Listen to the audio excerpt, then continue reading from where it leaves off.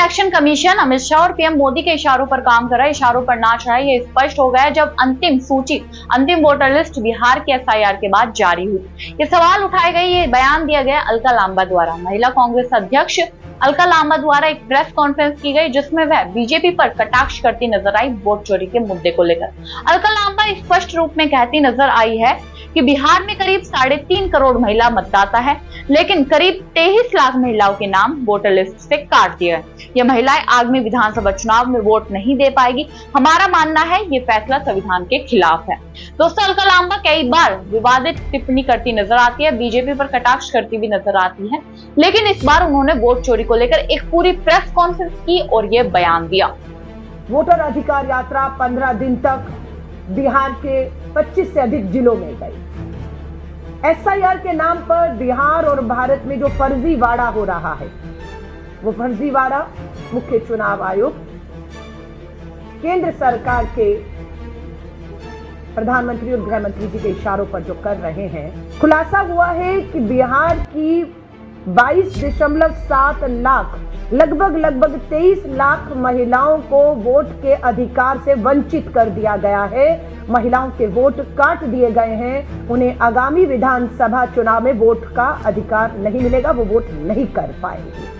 आपने सुना अलका लांबा किस तरीके से बता रही कि अमित शाह और पीएम मोदी ने, नरेंद्र मोदी ने साथ मिलकर चुनाव आयोग को अपने इशारे पर नचाकर बिहार में फर्जीवाड़ा किया है। अलका लांबा यह भी गिनवाती है कि किन किन जिलों में महिलाओं के वोट काटे गए। वह कहती नजर आती है कि बिहार के 6 जिलों में लाखों महिलाओं के नाम वोटर लिस्ट से काट दिए गए हैं।